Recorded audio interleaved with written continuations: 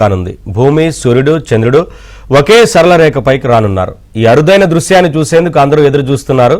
ఈ గ్రహణం రాత్రి 9:57 ప్రారంభమై 3:30 పాటు ఉండనుంది.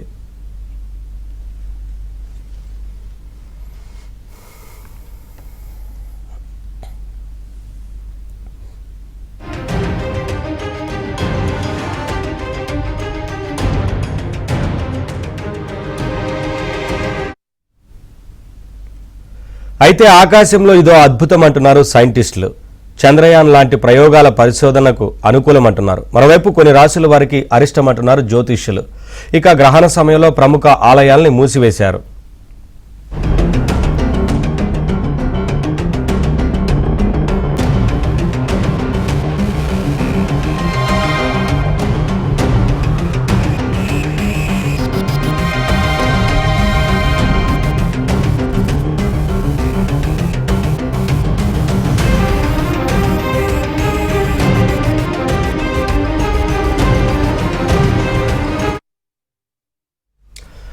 సంపూర్ణ చంద్రగ్రహణం ఉండబోతా ఉంది మరి కాసేపట్లో. అయితే ఈ చంద్రగ్రహణ విషయాలకు సంబంధించి ఎలా ఉండబోతోంది, ఎటువంటి మార్పులు ఉంటాయి, అలాగే పరిశోధనకు సంబంధించి ఎంత అనుకూలంగా ఉంటుంది లాంటి విషయాల గురించి సైంటిస్ట్తో మాట్లాడదాం. అలాగే జ్యోతిష్య వివరాల గురించి ప్రముఖ జ్యోతిష్యులు విజయేంద్ర గారు మనతో పాటు జాయిన్ అవుతున్నారు లైవ్లో, వారితో మాట్లాడదాం. అలాగే ఖగోళ శాస్త్రవేత్త శ్రీకాంత్ గారు కూడా జాయిన్ అవుతున్నారు, వారితో మాట్లాడి మరిన్ని విషయాలు తెలుసుకుందాం.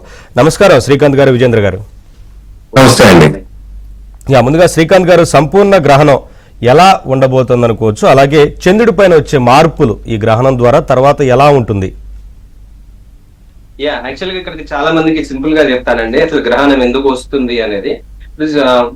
చంద్రుడికి తన ఓన్ లైట్ ఉండదండి, స్వయం కాంతి అనేది ఉండదు. సో అదేంటంటే సన్ లైట్ ని రిఫ్లెక్ట్ చేస్తుంది అనమాట. ఈవెన్ ప్రతి ఒక్క గ్రహానికి అయినా కానీ దాని సొంత కాంతి అనేది ఉండదు, అవి రిఫ్లెక్ట్ చేస్తాయి సన్ లైట్ ని, సూర్యకాంతిని రిఫ్లెక్ట్ చేస్తాయి అనమాట. సో ఇప్పుడు ఇక్కడ సూర్యుడు ఉన్నాడు, భూమి ఉంది, చంద్రుడు ఇలా తిరుగుతూ ఉంటాడు, రైట్? సో ఇలా తిరుగుతున్నప్పుడు ఉదాహరణకి చంద్రుడు ఇక్కడికి వచ్చారనుకోండి, అంటే దాని ఈ భాగం మొత్తం సన్ లైట్ పడి మనకు భూమిపై నుంచి ఒక హాఫ్ మూన్ లాగా ఇలా కనబడుతుంది.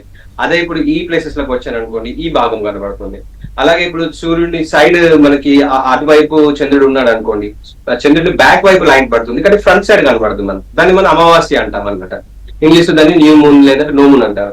అదే ఇప్పుడు చంద్రుడు ఇలా వచ్చారు అనుకోండి, ఇటు సైడ్ సన్ లైట్ కంప్లీట్ గా పడి అది మనకు పౌర్ణమి లాగా అనుకుంటాము. అయితే చాలా మందికి ఇక్కడ డౌట్ రావచ్చు, అంటే గ్రహణం అంటే ఇప్పుడు ఇలా తిరుగుతున్నప్పుడు ప్రతి పౌర్ణమికి చంద్రుడు మరి భూమి వెనకాలకి వెళ్ళాలి కదా, కనబడదు కదా అని చెప్పేసి అనుకుంటారు. కానీ ఏంటంటే యాక్చువల్ గా చంద్రుని యొక్క కక్ష్య అనేది యాక్చువల్ గా స్లైట్ గా ఇట్లా ఇంక్లైన్డ్ గా ఉంటుంది, ఇలా ఉండదు, 5 degrees ఇలా ఉంటుంది. సో అయితే అది భూమి పై వైపున కానీ కింది వైపున కానీ ఇలా వెళ్తూ ఉండడం వల్ల అది మనకు గ్రహణం ఏర్పడదు. కానీ ఏంటంటే ఇప్పుడు సూర్యుడు అంతరిక్షంలో మూవ్ అవుతూ ఉంటాడు, భూమి మూవ్ అవుతుంది సూర్యుని చుట్టూ, చంద్రుడు కూడా భూమి చుట్టూ తిరుగుతూ ఉంటారు. సో ఇలా జరిగినప్పుడు ఏంటంటే ఆ సంవత్సరానికి సుమారు 3-4 సార్లు 5 సార్లు అకేషనల్ గా ఒక్కొక్కసారి సేమ్ లైన్ లో వచ్చి గ్రహణాలు ఏర్పడతాయి అన్నమాట, రైట్?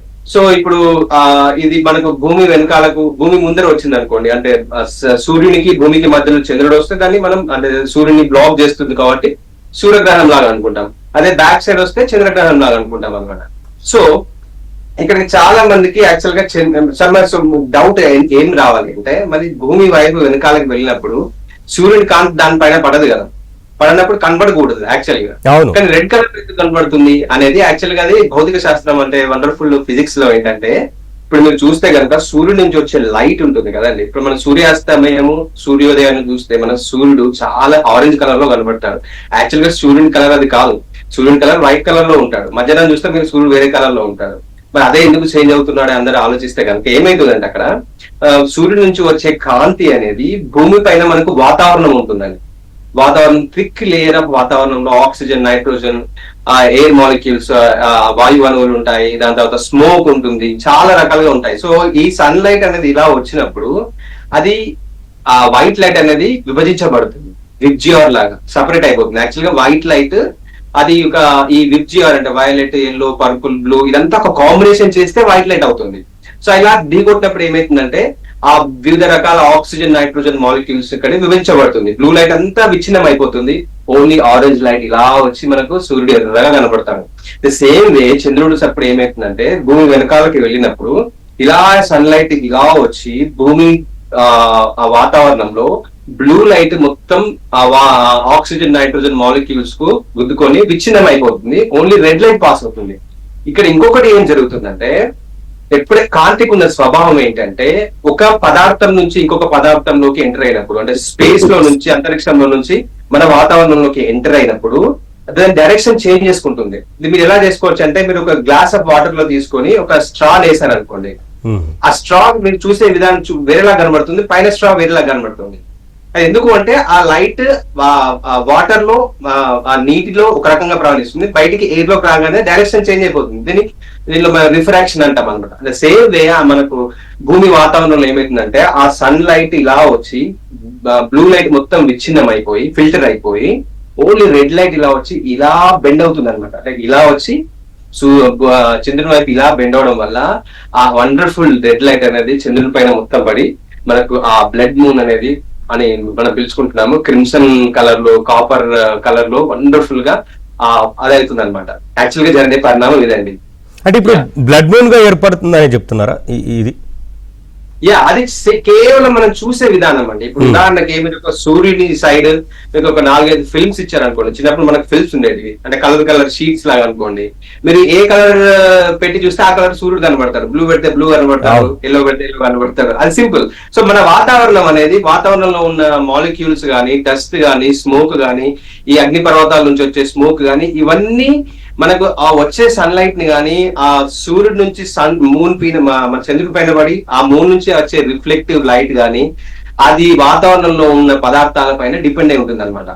రైట్? సో మూన్ సొంతంగా తన కలర్ చేంజ్ అవ్వదు, but it is an effect of our atmosphere, మన వాతావరణం మనకు చూపించే విధానం అనమాట. ఒక ఫిల్మ్ లాగా మీరు అనుకోవచ్చు.